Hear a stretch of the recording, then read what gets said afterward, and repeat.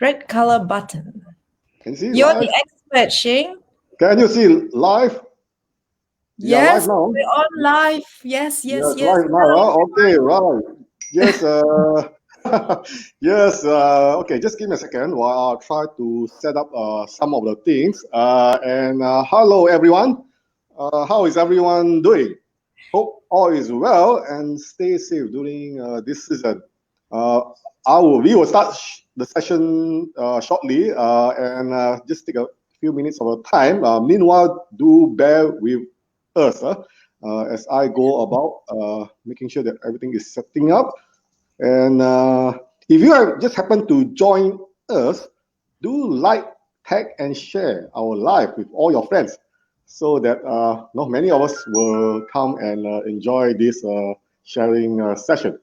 We are now into the first week of February 2021, and welcome to the ninth edition of my live session. My name is Xing, and I will be your host for today. Before I begin, I would like to take this opportunity to thank all of you who are watching with us live right now, as well as those, not forgetting those who will be watching the video replay later on. For those who are watching for the first time, this live is all about us, our stories. Everyone has a unique story to tell. We may not realize it, but our story may inspire someone out there, especially in this extraordinary time. So we hope that through this sharing session, everyone will be able to connect better, share, and learn from each other experiences. So do you have one? What is your story? We would like to hear from you. So do connect and reach out to me on my Facebook if you would like to share your experiences at the link provided at the bottom of this screen, at the bottom, right? Okay. Today, I'm very honored to have a special guest with me from Melbourne, Australia. For many of us in the Malaysian community, we may have come across her name before. So she is a career coach, trainer, assessor, and recruiter. She has extensive experience in the business development and marketing across a wide range of industry sectors. She is currently providing assistance to the new migrants, international students, graduates in area of employability and career development. In addition, she also volunteers her time for several not-for-profit organizations. So, ladies and gentlemen, let us put our hands together to welcome Miss Michelle Yau-James. Hi, Michelle. First of all, I would like to thank you for joining us today. I am very excited to have you here, and we really appreciate you taking your time off to come because I know that you are very, very busy. So thank you so much. And so can you please briefly tell us about yourself and where you're from? Can you hear me clearly? Because I'm Yes. first time on this stream. Yeah. Thank you so much to Shing for this amazing opportunity. He's doing amazing work, and I like to congratulate him to, he's interviewing a lot of people from all walks of lives. And the way we learn is we meet people and we listen to their stories. So Shing, thank you so much. And hello, everyone. Welcome to this beautiful, gorgeous day today in Melbourne, Australia. And if you're watching from Malaysia or Singapore, welcome to everyone there too as well. Shing, what is your first question? Just tell me a bit about yourself and where are you from and how long have you Okay. been? Yeah.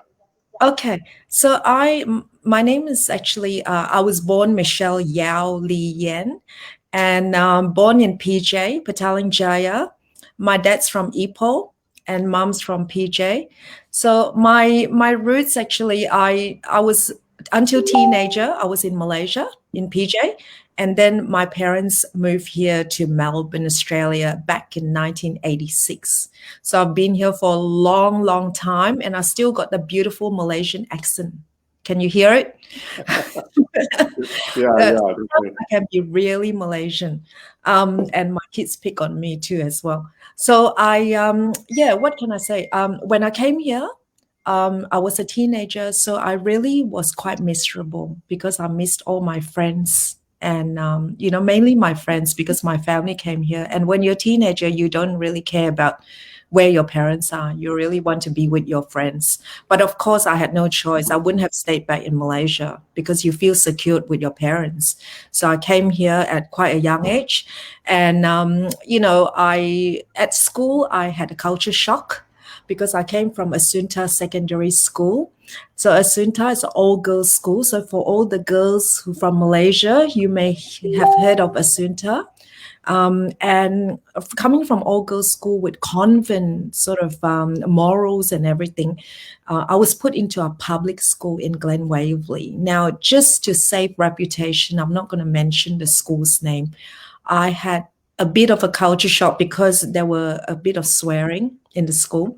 So I was really like I didn't know how to adjust myself, and I was very upset. So I told my parents, look, I really want to get out of school and I want to work. So I made the move, although my parents were really angry. So I made the move and I took up a course, administration course, and I got a job at the Bank of Singapore Australia Limited because my father knew the managing director, so it's whom you know again. And I was there for 8 years in retail banking operations. And if my friend Suen is listening, she's an MKR staff. She was working with me at the Bank of Singapore for a few years. And yeah, my story goes back in the late 80s when I started at the Bank of Singapore. Is it too long now? Do I stop talking about myself? Because I do have a lot. I mean, 8 years in the bank, 13 years in the engineering company, and then goes on real estate and all these. Do I keep going or Yeah, go Shing? on, go on, go on. Yeah, go on, go on. Yeah. So I learned a lot from the bank. And the amazing thing is because it's Bank of Singapore, we had 50% Australians and 50% from Malaysia and Singapore. So, I already had culture shock. Then I thought, what a wonderful opportunity to be, in a mixed culture. So it was already multicultural. Although I lived in Glen Waverley when we came here, Glen Waverley didn't have many Asians at all. We could count the Asians. When I was put in a school, I was the only Asian person in my year. So in Bank of Singapore, it was almost felt as if I was back home, or I was in Singapore, and we were like a family. We had 100 people. We had 4 floors at 99 Queen Street, and that was where I met my husband. Actually, it's amazing. This was a long time ago when I was a teenager. So I learned a lot from a very young age on how to be resilient. Because when I was at work, I sort of got bullied. And I don't want to get into that because I'm a very positive person. But I didn't know what to say because I was so young. So I put up with the bullying. It was a bit, now I'm thinking back, it was a harassment from a certain member. It was female. A little bit older than me. So it was hard. And one day I just turned around and say, oh, what is your problem? And I actually learned how to speak after, it just came out, my voice came out. And I said, I questioned her, what is the problem? What, would you like to say something to me? And, then I found out that we all have strengths. We all have strengths in us. It's just a matter of training your mind in terms of, I can do it. I can struck up this conversation. So I learned about resilience. I learned about getting along with people. I think kindness is the main thing for me because when I look back at work, I worked in all different cultures in real estate where it was very aggressive. When I joined real estate for the first time, a lot of the real estate agents, they were very aggressive, like they were doing things by themselves. But the director at this particular real estate actually asked me to join, and he was wonderful, wonderful person. So they're wonderful people in real estate.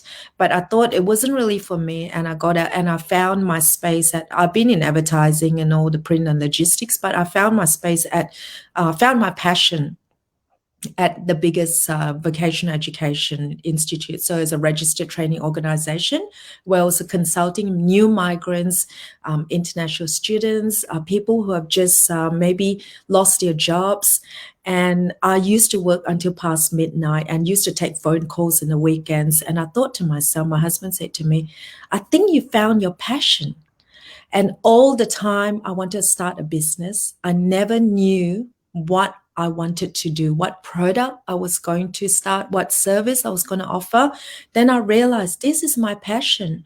I put in a lot of work, even after hours, and I enjoyed it so much. And there, at this particular organization, I met the most amazing people. All we did was we laugh, but when it came to work, we did work very seriously. So I really learned the balance of humor and professionalism at this place. So I that's where I started my business, but that's where us let Xing ask me the rest. Yeah, Because yeah, yeah. you're right, Xing. It didn't take. It's going to take longer than 15 minutes. Yeah, yeah. Okay, right. So, okay, now that you are actually in Australia, what are the things you miss most in your home country? I really, really miss my friends, being with them. But of course, now with Facebook, it's incredible. With WhatsApp, Facebook, we can keep in touch. We can FaceTime each other. But I believe true friends, you never lose your true friends. It doesn't matter how long you haven't spoken to them, how long you haven't seen them. Friends, true friends remain forever. You know what I mean? And I really thank Xing because Xing, I just got to know Xing. And thank you for your friendship, Xing. I can see that our friendship will last for a long, long time. And I really give gratitude to a lot of true friends out there who have, maintained friendships, although it doesn't matter how long we haven't spoken. Yeah. So, so that was, I actually forgot your question, Maya. Okay, right. No problem. No problem. Let me I see. answered it, right? Yeah, I no worries. answered it. No. Yeah. Okay. I miss So, friends. I okay, miss you did. warmness. Basically, you did mention earlier on that, of course, you have you're very experienced in all the various roles, and then you did touch a bit on about your venturing of the business, right? So I would like to know a bit of detail as to why did you decide to start your own career coaching recruitment business? Yeah, yeah. So thanks, Shing, for the question. So as you remember when I was saying about my passion in helping migrants and international students and people who have lost jobs, and also the CALD communities, so CALD. Um, so in this chat, can I share CALD on it? It says chat with host and other guests. Shing, do I put No, CALD there? oh, Oh no, don't worry. no, never mind. We'll continue So, later. Yeah. yeah, so cold communities are the culturally linguistic people maybe English second language. Say, might be people from Vietnam, Cambodia. I mean, these people are very, very smart, people who are really intelligent. And they come here, and as you know, a lot of Malaysians, Singaporeans come here highly skilled, educated, highly skilled. And when they come here, they can't secure themselves even an interview. So it's really, really challenging. And I know friends who are Singaporeans and Malaysians, they've started cafes, they've started restaurants because they can't get into the job, and they're always being asked, do you have local experience? So I'm very, very passionate about helping these people to find their space and get into their dream job, because I think that we are going through a wonderful, wonderful period time where migrants are setting up businesses themselves and supporting migrants themselves. So these are the people we need to connect with, people who believe in us. Thanks, Shing. What are the challenges that you face when you first started the business? Okay. Okay. Like every business, cash flow is very important.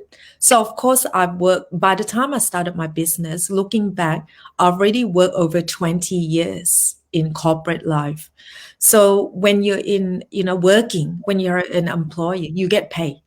You don't have to worry about your pay. Every week you get paid, or every fortnight, or once a month. When I started my business, I had to think about how to be paid the next day. So every day you wake up, you say, how am I going to get paid? So of course, the challenges is really coming to getting a business plan, or career, even a plan, documented. So it's all about planning and preparation. But I did have challenges because it's not easy surviving on your own. It can be very lonely, and I'm sure a lot of people out there who have their own businesses, they feel it before they hire the employees. It's very lonely out there. It's a lonely world when you start your business. Thanks, Shing, for that question. Do you have someone that you always look up to as a mentor? Yes, my mom and my dad, both of them. So my dad already passed away, but I always remember what he says. He only said it once. When always when I get like in trouble, there was one day, and I was a bit like I could look as if I was stressed a bit, and he said, "Michelle, one step at a time." That was the best advice. He only said it once. And for my mom, she's always there for me. She ran a restaurant for many years, a very big restaurant, and she has a lot of challenges, had a lot. So she shares with me. And as I grew older and we became closer, like we're almost like business friends, my mom and myself. I mean, I call her every day. Yeah. So she's here, of course, in Melbourne. Yeah. Thank you, Shing. Yep, yep. And those two are my mentors, my mom and dad. Yeah. Oh, wonderful, wonderful, wonderful. The year 2020 went down as one of the most extraordinary year. It has Mm. changed the way we do things in what we now call the new normal. Can you share with us what are your observation of the job market during the lockdown last year, and what are the lessons you learned? Yes, thank you. Very good question, Shing. Um, so the 2020 was an unpredictable year. I mean, in January 2020, right? There was a first case in Glen Waverley, I remember. There was a very first case, end of January. And we sort of took it quite seriously that time. But then we didn't have restrictions, we didn't have lockdown, so life was going as normal February and March, even beginning of March. So I remember getting involved with Australia Community Environment Day as a volunteer. We were there as quite a big number in the park, but then I noticed that there were some people who were afraid to come. And then March the 1st, we had Walk for Monash Children Hospital, volunteer work as well under the Friends of Children Foundation. We had so many people there. Channel 9 was there. Everybody was there. Barbecue going, the Rotary Club was going. Everyone was there. So I don't think people even knew March. All of a sudden, March, it was March 1st. 1st of March. Nobody knew. People knew, sort of suspected, but nobody really knew what was going on. And I think the job market in 2020 really taught us a lot of things. Just people who some jobs were laid off, and people found it more challenging. The ones who were looking for jobs found it more challenging securing any interviews, and employers suffered too, just as well as employees. I think what has job applicants, because I've been a job applicant before, the mistake, not maybe the mistake, something that we have to learn has when you're applying for jobs is to really have empathy for the employers, because employers actually have it tough. In 2020, they had it tough. Some you can say that the government looked after us, and they did. We're in a very lucky country. Some small businesses weren't entitled to any grants because they didn't meet the criteria. So not everybody actually got the funding, got all the the incentives and everything. International students also suffered because they were stuck, whether they want to go back and they couldn't go back. So we all know that. But in terms of jobs, of course, the hospitality industry, the retail industry, and the travel and tourism suffered the most. And people got laid off because the employers weren't sure what was going on. And of course, the second lockdown even threw us like really confusing. And I think I really feel a lot for the youth, the really young people, like even children, right up to teenager, and also the elderly people. So these two age groups are the ones that I think would have impacted them a lot more. So when you're asking about the job market, I think the job market was it was challenging for both employers and employees. Yeah, but it was a look. It's we also learned a lot from it. We all learned a lot from it. And all of a sudden, the two words, mental health, was a big thing to a lot of people.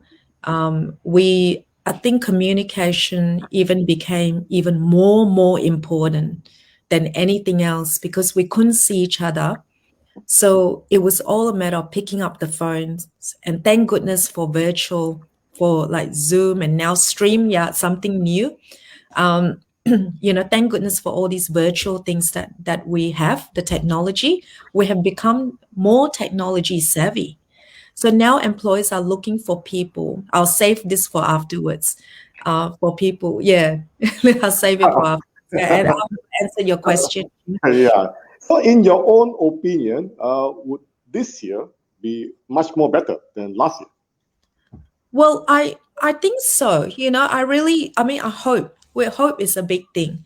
Um, I really think so because I think we've come out stronger from what we've gone through. We all have become more resilient because resilient was mentioned in a lot of corporates. I was watching a lot of virtual, attending webinars and everything, even from the Malaysian Australia Business Council.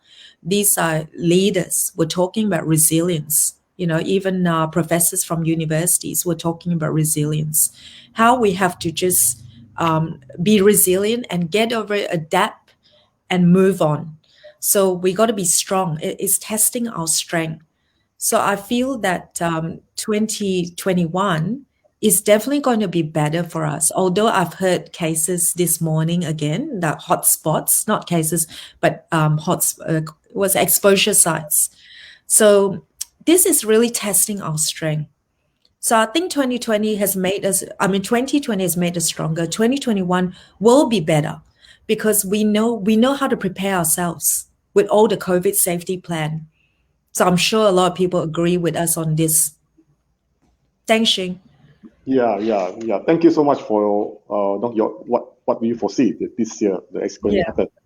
So, okay, what are the top 10 employability skills in the job market now? Which Okay. matter most, soft or hard skills? Oh, okay. So I'll answer your first question about the top 10 employability skills first. The very, very number one is the networking skills. So building connections, how to just build rapport with employers, all types of stakeholders, and building relationship with each other and strengthening it. So networking and building relationship is not about, going into a networking event and say, this is my business card. Hello, my name is Michelle. Hello, goodbye. See you later. And you're gone. So it's not hello and goodbye and hello and talk about yourself and things like that. Building relationship is about following up, maintaining the relationship, building a strong relationship, making the person feel important, asking questions about that person, learning about the person.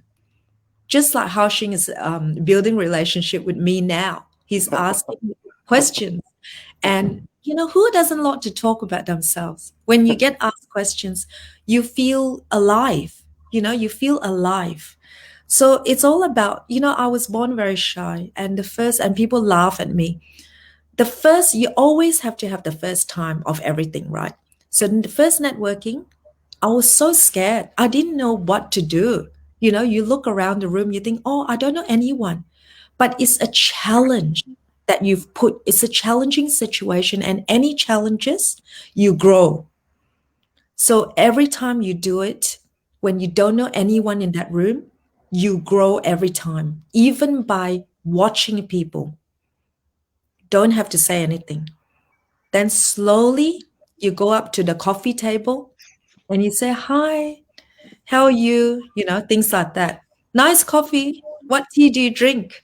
Things like that. And just small talk and becomes very important. Relationships. I've really built some really, really good relationships. So the second one is communication skills. Now, communication skills is not about just talking. In fact, statistics have proven that over 75% of effective communication is non-verbal. So non-verbal could be body language, it could be effective listening, it could be just watching, and just your tone of voice could be something that can affect the other person in a good way or not a good way. So that I feel communication skills are very important as to relates to building relationship as well. Third, I mean, this is not coming in rank, Xing. It's everyone. It's sort of all just as important as each other. So the number three I've got here is attitude. Employers always looking for attitude. So attitude also covers a lot of things. Attitude can be energy, the energy that you give. Now, it's quite challenging nowadays because interviews are now conducted a lot via Zoom and virtually, Teams and all these. So how do we give the energy to the employer? You have to use your hands. You have to use the movement of your head, your eyes. You got to smile. So there's a lot of things. Energy is going to be part of it, and motivation and enthusiasm. Those part of it is very important. And being proactive at work, attitude. Fourth, I've got community involvement because I feel that people who are involved in community, Xing agrees with me on this, um, is it's got a substance, something extra that you have, you're giving the corporate social responsibility. I'm sure a lot of people have heard of this CSR, or you just talk about volunteering.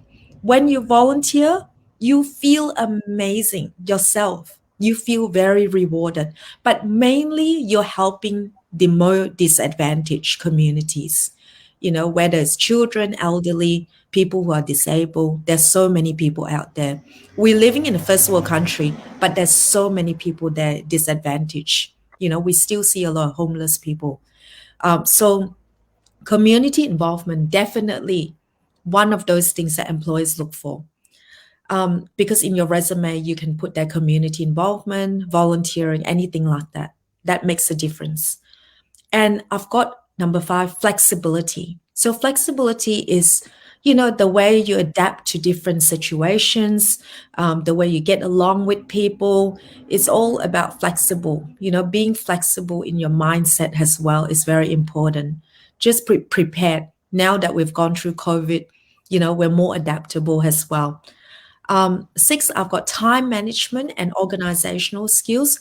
That is very important because we need to manage time effectively and also work productively as well. So, you've heard of 80-20 rule. Don't spend your time doing small little things that's not going to be, resulting in anything. So spend your time doing the bigger things. And then the outcomes will be bigger for yourself. Seven, I've got technology skills. This morning I had a bit of hiccup. So, yeah. So a little bit of technology skills. So the technology skills very wanted from employers, and not to say that you need to be a really IT savvy person. You need to know even simple things, like Word, Excel, and all these things. You need to know to maybe an intermediate level. Basic level nowadays is very basic. So even kids are very quick with basics. So employers really need people to be good at all this, even CRM, customer relationship database, to keep track of customers. That exists in every company. So that's the marketing side. So I feel that marketing is very important. So marketing, IT, very related. Eight, I've got emotional intelligence. So if you feel that somebody is not happy, go up and ask them, or maybe pat them on the shoulder. Say, maybe don't touch anyone, but just have sympathy, have empathy. So emotional intelligence, just understanding about the other person. And I've got nine. Sorry, emotional intelligence is also thinking outside the box. Really be proactive as well. The nine, I've got the ability to ask questions. So if you're not sure of anything, you should be asking questions. Just try to think before you ask the questions. Of course, try to solve it yourself. If you can't, don't spend too much time with something that you don't know. It's better to ask the questions to your manager, or ask even interviews. You should ask questions, but ask intelligent questions. And don't ask too many questions in your first interview. And number 10 is very, very important, is a tenacity. A lot of people think, what is tenacity? Tenacity is really to get up and do it. Doesn't matter, you get rejected, you keep doing it. And being positive and courageous, very, very important nowadays. It's like, when you're applying for jobs, you're sending your resume and cover letter, but the employer is not seeing you. So, they get like 1,000 resumes per week. So what do? you know you should be picking up the phone, talking to these employers, talking to the recruiters. So it's being courageous, just picking up the phone, not worrying about whether they want to talk to you or they don't, because if you pick up the phone and they answer the phone, they're talking to you already.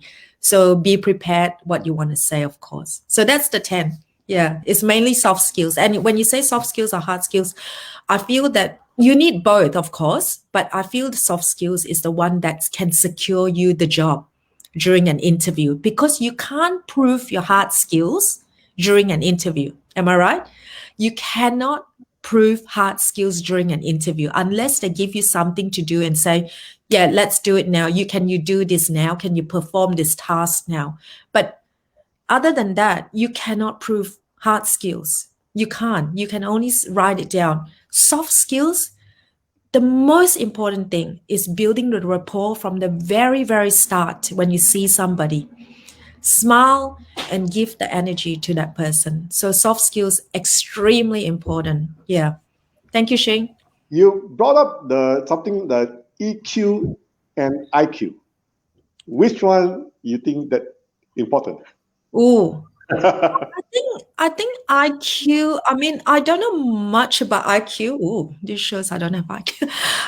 EQ. I think EQ is really, really important, but both EQ and IQ, I think it's related. It's closely related, and as we go through life, when you ask me about mentors, who are my best mentors, we learn. My mom and dad are not my only mentors. Of course, they're my main mentors, but I've got people who I've come across during work or life in general, even from friends of children, the president. He's volunteered so many hours, put in so much work. You can see that he's in his 70s. He's even building his EI and IQ, EQ and you know EQ and IQ is building both. So I think we learn as we go, and it's all about communication again. Yeah. Wow, well said, well said. Very, very insightful. Thank you for sharing on that. Thank you. Yeah, yeah. It's always good to know that someone is willing to learn, continue learning, Yeah. regardless of how the age. we have to continue to learn, right? So that's what Yes, you mentioned, right? What should absolutely. what should your career game plan be for this year, 2021, in the new norm? Okay, okay. I think for so for people out there looking for jobs, wanting to change jobs, even if you're in a role at the moment, you always should have a documented plan. So a career plan template where you can fill in and change things as you go along. Maybe you review it every 6 months. So in that career plan, how it looks like is, like say part A is all about yourself, about what you enjoy doing, what your key strengths are, because you should know about yourself. You are your best, judge. You know. If you don't know, you ask the person closest to you. What is it? So your key strengths, you should identify your key strengths. If you haven't, then you should be doing that. And your skills, what skills do you have? Strengths could be something like, being able to communicate with anybody effectively, you know, um, uh, the ability to build relationships, the ability to be very quick in learning technology things. So it could be anything. Keys, the strengths that you have. It could be working harmoniously with all types of people. Key skills is important too as well. The skills you can upskill all the time so that you can change and you can update your career plan.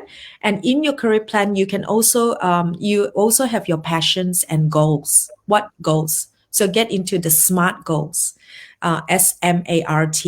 So SMART goals are important because you want to be realistic with your goals. You don't want to be unrealistic. And also having a plan B. So if your plan A is going for, say, you want this particular role, what is your plan B?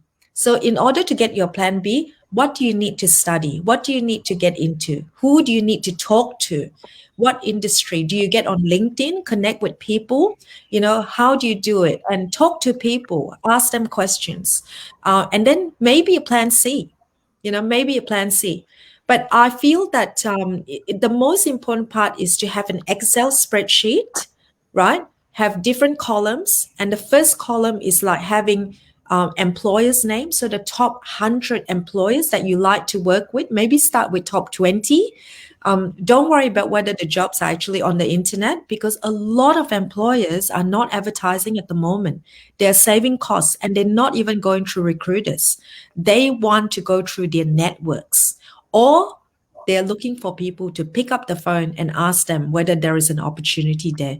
So it's very important to get Excel spreadsheet, contact name, contact number, when you call them, and what is the outcome of the call. And if they say, oh, we don't have any opportunity now, call back after, say, 3-4 weeks, call them back. So be persistent, but doing it in a soft way. So that's what a career game plan, I suppose, is very important to document it and to review it every 6 months or even every 3 months, however often you want it to review it and speak to people. If you could rewrite 2020, would Ooh. you and why? If you were to turn back your time, what do you think you can do better? Ooh, that's a big question, Shing.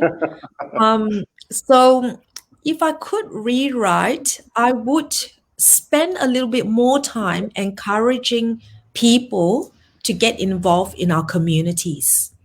So you know how people, when they're looking for jobs, they're behind the computer and they keep looking for jobs nonstop. I wish I could spread the word out there. There are so many people out there that need help.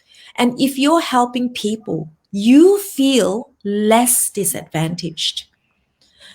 Health is the most important thing. We all know that.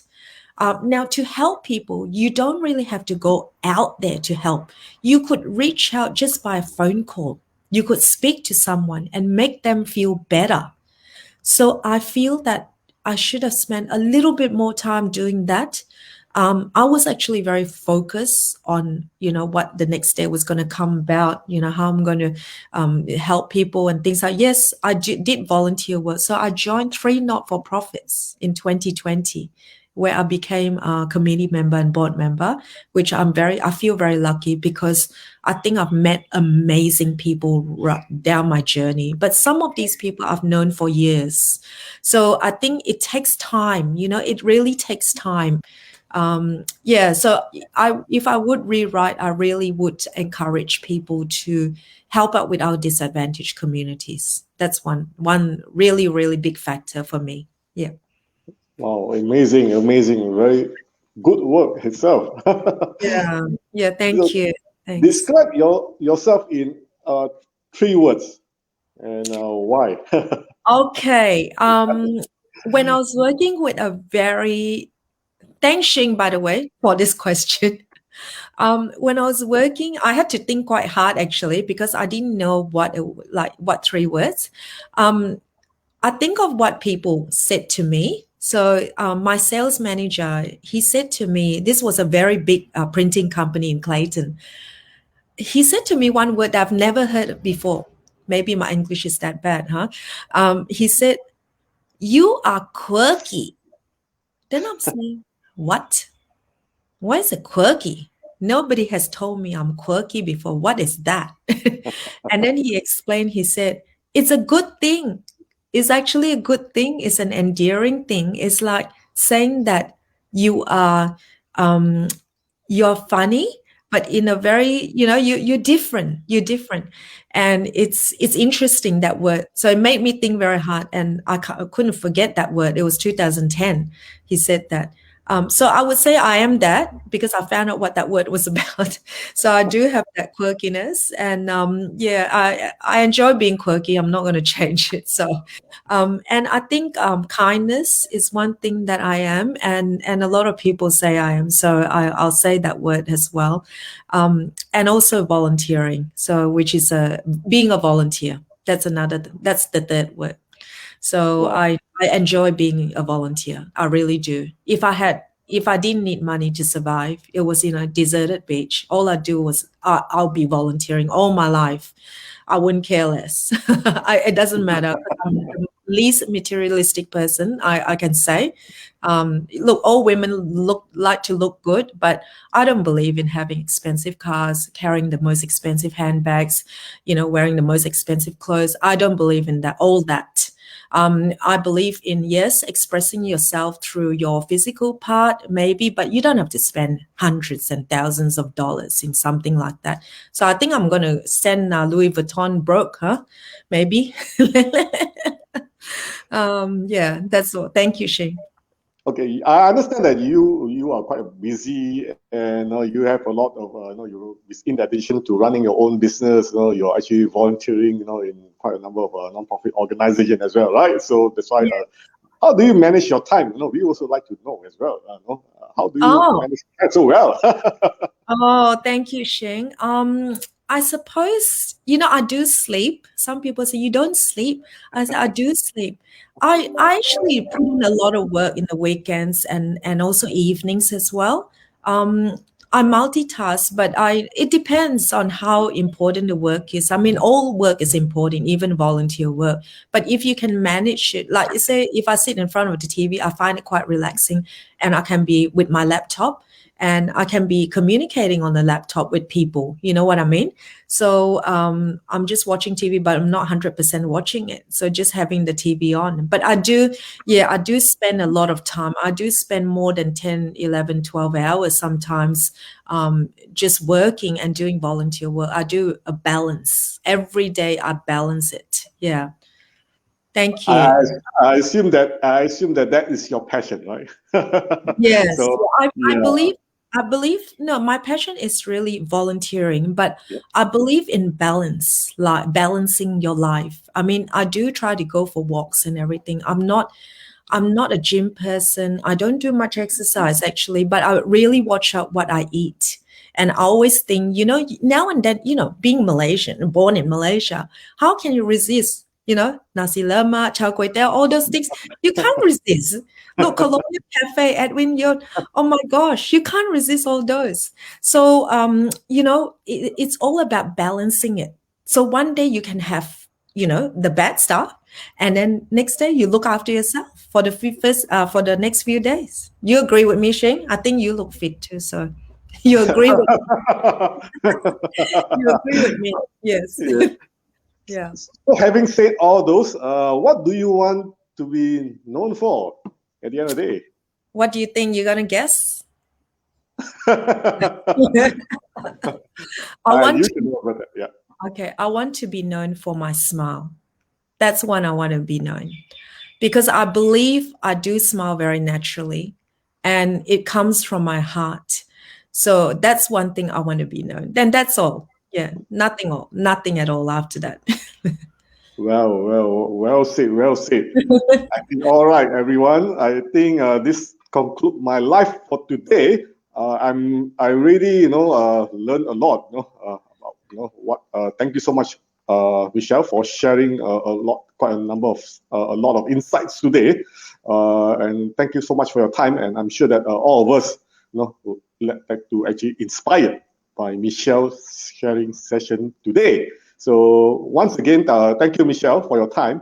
Do you have any final more thing to add before we end this live? I'm just counting the words I want to say. um, it's all about relationships, and that's all written there. It's all about relationships, all about people, about each one of us. That's what I want to say. Thank you so much, Xing. Wow, Thank wow. you so much, everybody, for watching. I feel very privileged, Xing. I've learned even so much about myself. And I really thank you to everybody for giving up their time to watch this. And do connect. And I know this is not advertisement, but we connect, be friends. And friendship is precious. Wow, well said, well said, well said. What a powerful Have, statement to end this live, right? have So an once again, amazing 2021.